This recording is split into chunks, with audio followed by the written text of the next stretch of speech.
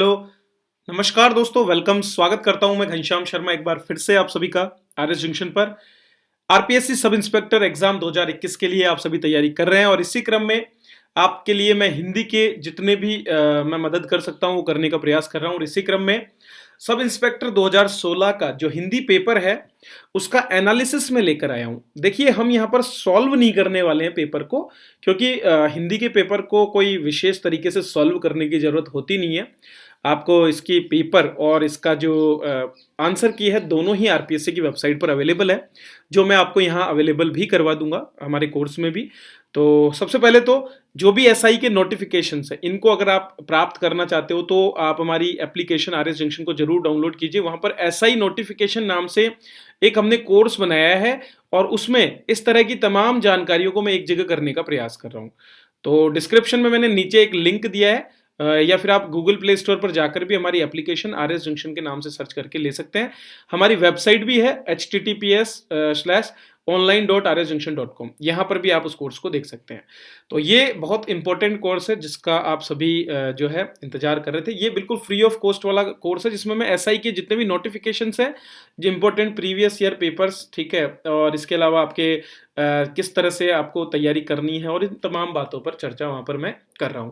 तो आज का हमारा मुद्दा जो है वो ये है कि जो पिछले बार का पेपर 2016 में हुआ, जो फर्स्ट पेपर हिंदी वाला, उसमें 100 प्रश्नों में से किस किस टॉपिक से कितने कितने प्रश्न पूछे गए, उसका मैं एक पूरा का पूरा ब्यौरा आपको देने वाला हूं। तो मैंने एक समग्र रूप से हर एक प्रश्न को देख करके उसको कैटेगराइज किया है ताकि आपको ये पता चल जाए कि कितने प्रश्न कहां से पूछे गए और आप अपनी तैयारी को उसी के हिसाब से आगे बढ़ा सको। तो चलिए बात करते हैं। तो यहां पर ये एक पूरी लिस्ट है दोस्तों जो आपको डिटेल देती है कि कौन से नंबर का प्रश्न किस टॉपिक से पूछा गया है। तो सबसे पहले तो आपको यह देखना है कि सबसे ज्यादा प्रश्न कहां से पूछे गए, सबसे ज्यादा फोकस जिन टॉपिक्स पर आपको करना है वो कौन कौन से हैं।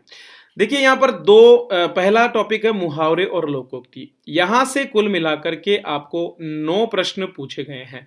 तो 9 प्रश्न आपके सीधे सीधे मुहावरे और लोकोक्तियों में से पूछे गए हैं।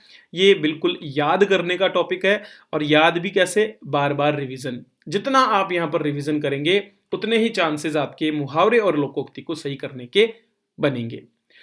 इसके बाद में दूसरा जो टॉपिक जहां से सर्वाधिक मात्रा में प्रश्न पूछे गए उसमें एक टॉपिक है आपका सार्थक शब्द, ठीक है। तो एक टॉपिक क्या हो गया आपका, सार्थक शब्द। दूसरा जो टॉपिक आपका यहां पर है वो है आपके पारिभाषिक शब्द। दोनों ही याद करने के टॉपिक हैं। सार्थक शब्द में जरूर थोड़ा सा आपके जो पिछला व्याकरण की जो जानकारी है वो काम में आती है, क्योंकि सार्थक शब्द आप तभी बना पाते हैं या शब्दों का अर्थ आप तभी निकाल पाते हैं जब आपको बाकी व्याकरण की सभी चीजों का ज्ञान होता है। बाकी पारिभाषिक शब्दों में तो आपको सीधा लर्न करना है। तो ये भी रेगुलर प्रैक्टिस वाला ही काम है। लगातार आप प्रैक्टिस करेंगे तभी जाकर आप पारिभाषिक शब्दों को भी याद कर पाएंगे, नहीं तो भूल जाएंगे आप। एक पीरियड में आपको इनको बार बार रिवाइज करना पड़ता है, ठीक है। चलिए, 9 प्रश्न यहां से है, 7 यहां से आ गए, 7 आपके सार्थक शब्दों में से आ गए और 7 प्रश्न आपके तत्सम, तद्भव, देशज, विदेशी।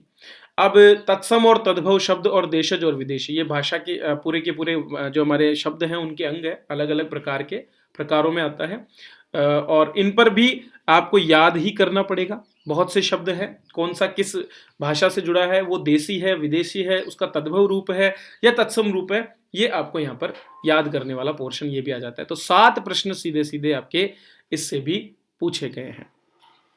जो हमारे व्याकरण के समझने योग्य टॉपिक है उनमें से भी आपको बहुत बड़ी मात्रा में प्रश्न पूछे गए, खास करके ये वाले टॉपिक। जो शुरुआती 4 टॉपिक हैं इनमें आप देख सकते हैं, संधि विच्छेद में आपको 6 प्रश्न पूछे गए हैं, समास में आपको 5 प्रश्न पूछे गए हैं, उपसर्ग में आपको 5 प्रश्न पूछे गए और प्रत्यय में 2। दरअसल उपसर्ग प्रत्यय में से एक कॉमन क्वेश्चन पूछा गया जिसको मैंने इसमें ले लिया है, ठीक है। तो यहां से भी कुल मिलाकर के इन सभी टॉपिक्स में से टोटल 17 क्वेश्चन जो है यहाँ पर पूछे गए हैं। 17 नहीं, 18 क्वेश्चन हो गए, ठीक है। तो 18 क्वेश्चन आपके केवल इस समझने योग्य पोर्शन, क्योंकि संधि विच्छेद समझने योग्य है, समास भी समझने योग्य है, उपसर्ग भी समझने योग्य है और प्रत्यय भी समझने योग्य है। इनमें एक पैटर्न फॉलो होता है, उस पैटर्न के आधार पर आपको काम करना होता है, ठीक है। फिर आता है आपके शब्द शुद्धि और वाक्य शुद्धि की बात करें तो टोटल 10 प्रश्न, 6 प्रश्न शब्द शुद्धि पर से और 4 प्रश्न आपके वाक्य शुद्धि पर से, टोटल 10 प्रश्न शुद्धता से जुड़े हुए पूछे गए हैं। इसके बाद में अगर हम बात करें हमारे यहाँ पर वाक्य जो शब्द रचना में जो प्रकार हैं, दूसरा जिसमें संज्ञा, सर्वनाम, विशेषण, क्रिया, अवयव, पर्यायवाची, इस तरह की चीजें आती है, सॉरी अवयव तक जो आता है पोर्शन, इसमें आप देख सकते हैं टोटल 4, 2 6, 2 8 और 3 11। संज्ञा से 3, सर्वनाम से कोई प्रश्न नहीं आया, विशेषण से 2 प्रश्न पूछे और क्रिया से 4 प्रश्न यहाँ पर पूछे, जबकि अवयव जो है एक निपात का प्रश्न पूछा गया था और एक अवयव के बारे में प्रश्न पूछा गया था। पर्यायवाची, विलोम और शब्द युग्म में से आपको टोटल मिला करके 3 और 4 7 8 9, ये 9 प्रश्न यहां से भी पूछे गए। देखो सार्थक शब्द बहुत याद करने पड़ेंगे आपको, यहां से बहुत प्रश्न आने वाला है। समश्रुत शब्दों में से केवल एक प्रश्न पूछा गया। समानार्थी और समश्रुत लगभग हम एक जैसे ही कैटेगरी में ले लेते हैं क्योंकि इनमें एक जैसा ही प्रभाव देखने को मिलता है। संबंधवाची शब्दावली में से कोई प्रश्न नहीं था। कारक या परसर्ग जिनको बोलते हैं, कर्ता ने, कर्म को, इस तरह से आपने पढ़ा होगा, तो 5 प्रश्न यहां से आए हैं। लिंग वचन में से कोई प्रश्न नहीं आया, पुरुष में से भी कोई नहीं आया। ये व्याकरणिक कोटियां आ गई, परसर्ग व्याकरणिक कोटि है। काल में से 1 प्रश्न पूछा है, वृत्ति के 2 प्रश्न, पक्ष के 2 प्रश्न और वाच्य के सर्वाधिक 4 प्रश्न इसमें पूछे गए हैं। विराम चिन्ह से आपको 2 प्रश्नों को यहां से समावेशित किया गया है। तो ये एक सीधा सीधा ब्यौरा है, तो ये आपको आइडिया दे देता है कि भैया आपको दोनों ही तरफ मेहनत करनी होगी। न केवल समझने वाले टॉपिक्स को आपको समझना होगा ढंग से, बल्कि रिवीजन वाले टॉपिक को बार बार रिवाइज करना पड़ेगा, क्योंकि मुहावरे, सार्थक शब्द और पारिभाषिक शब्दावली और तत्सम तद्भव ये सीधा सीधा 33% एरिया आपका कवर कर लेते हैं। तो इन चीजों पर आपको बहुत फोकस करना है, लगातार इनकी प्रैक्टिस और रिविजन, बस यही चीज है जिस पर आप जो है आप अपना बेस बना लेंगे। और जब सिलेक्शन की बात आएगी तो सिलेक्शन में आपका ये समझने योग्य पोर्शन बड़ा योगदान देने वाला है, क्योंकि ये तो चलो सभी सही कर देंगे, लेकिन यहाँ पर समझने योग्य है और इनमें छोटी सी भी गलती जो है आपके न केवल उस प्रश्न को गलत करेगी बल्कि इसके साथ साथ आपको नुकसान मतलब डाउनग्रेड कर देगी, आपके नंबर भी कम हो सकते हैं। तो दोस्तों जुड़ सकते हो आप हमारे साथ हिंदी के हमारे कोर्स में, ठीक है, जो अवेलेबल है RS जंक्शन पर। कंप्लीट कोर्स होगा 2 साल की वैलिडिटी के साथ, क्योंकि आप सभी जानते हैं बहुत लंबे एग्जाम चलते हैं हमारे।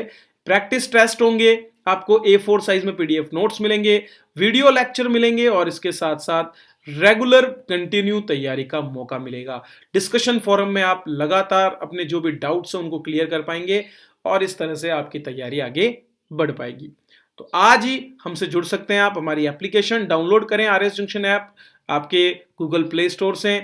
एप्लीकेशन को रेटिंग दें, कोर्स को देखें, वहां पर प्रीव्यू में आप इसकी क्लासेस भी देख सकते हैं और वो क्लासेस आपको काफी कुछ बताएगी कि क्लास का कंटेंट कैसा है। इसी के साथ मैं आपसे विदा लेता हूं, मिलता हूं अगले वीडियो में। अगर ये अच्छा लगा हो तो इसे शेयर जरूर करें, लाइक करें वीडियो को। वीडियो देखने के लिए आप सभी का बहुत बहुत धन्यवाद।